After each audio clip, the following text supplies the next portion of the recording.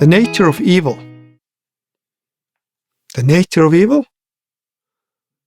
What's that? Well, there is something to it. Let me tell you a short story. I wrote a book a short time ago, about to do the first commercials for it soon. And I wrote it in my native language, and I wanted it translated to English from a professional. So, the first company I contacted had a boss who was very enthusiastic about this. Yeah, perfect. I am a professor in theology. My specialty is the Old Testament.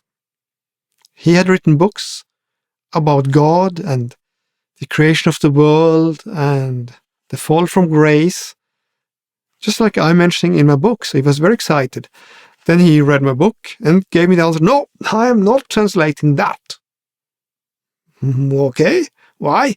You can regret some of these things. Are you sure you really want to? And so on. So we had a small, I would say, fruitful and ordered communication about this. He sent me his book. I read his book, as he had written mine, and answered him. It's a bit strange to me, I am a Christian since many, many years. One time Jesus stood in front of me, half a meter in front of me, touched me on my head, healed me from sicknesses, and at the same time, the much bigger miracle was he let me sense the atmosphere of heaven that he has around him. That healed much more on the inside in a few seconds than in my body, actually. My body was also completely healed, but the much more important part was the enormous experience I had on the inside, which was really good, full of love, and so on. If you speculate too much, there is a danger you can invent your own ideas and theories, kind of fairy tales that are not real. And by doing so, if you have a little bit bad luck, you will tendentially end up somehow blaming God for something. These ideas we have, how did evil come? Is God to blame or not? We people tend to have problems with not giving somebody blame for something.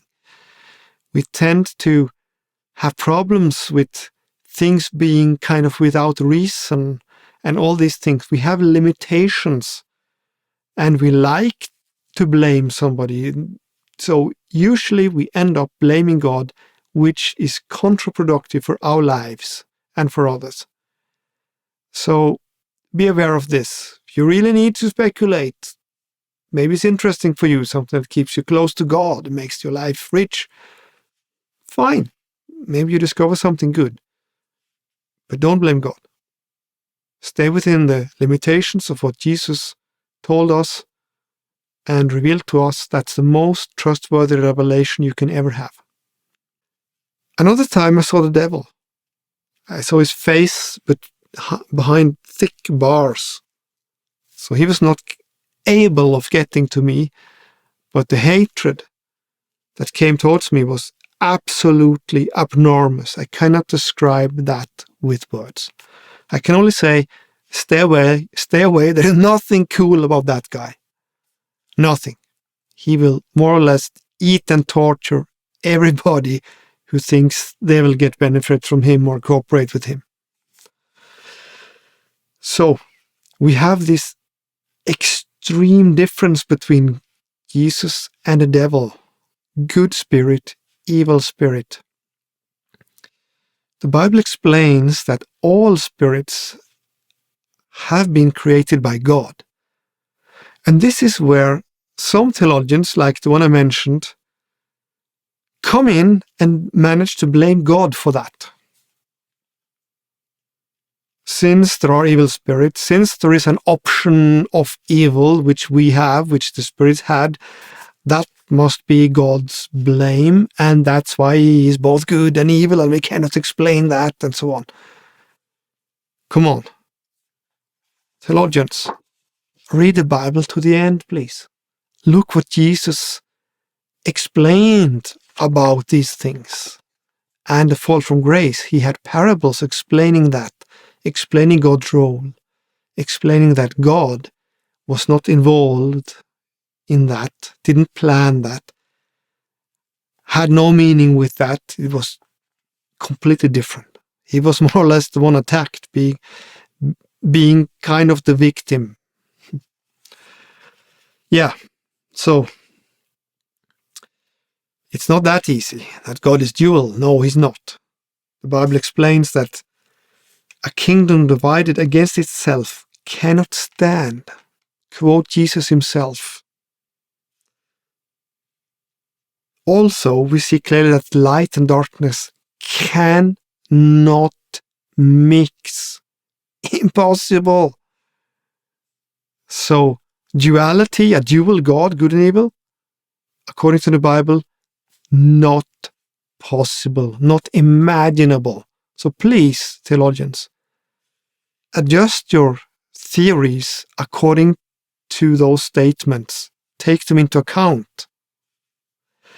Okay, so how come there are evil spirits and God created all spirits, but he's not to blame?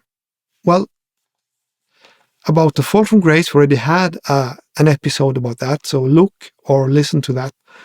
I'm not going to repeat everything here, but just like there was a fall from grace on earth, so there was one in heaven. The one in heaven must have happened simultaneously or before the one on earth, because Satan came to the earth and tempted Adam and Eve to eat from a tree they shouldn't eat from. God forbade them to do that.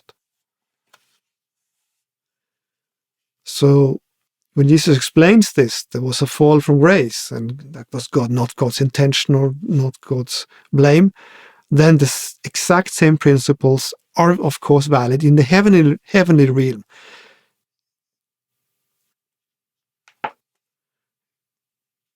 Two sides of the same thing. So, I see that people very much search for the sources of evil, and they start speculating.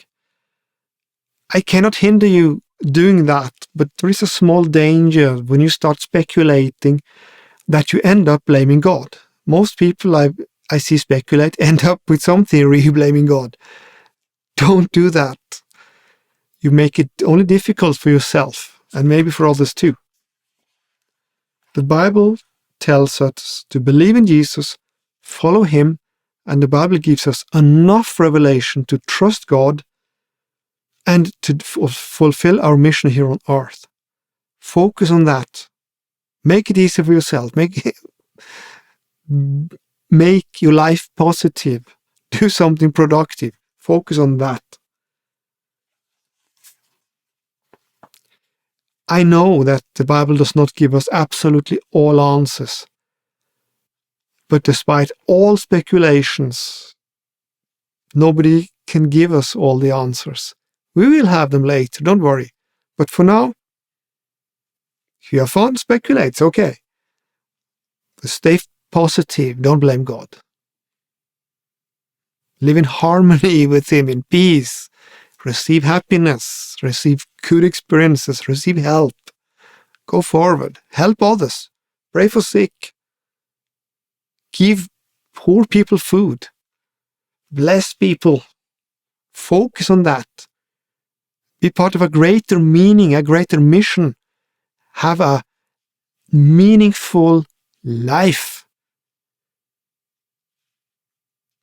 That will make you happy. It makes more blessed or more happy to give than to receive or become. So go for it. You can even save treasures in heaven when you do this here on earth. That's the only offer and only way I see we can actually collect something for up there by giving. Not giving to me or some preacher or whoever who doesn't need it. I don't need it. There are preachers who really need your help and do good things, but for me, I don't want your money. So, be blessed. Now you know where to go. Do it. You just listen to Happy News for You. We have podcasts, videos, a web page, and we are on different social media. You will find the links below or on our homepage, happynewsforyou.org.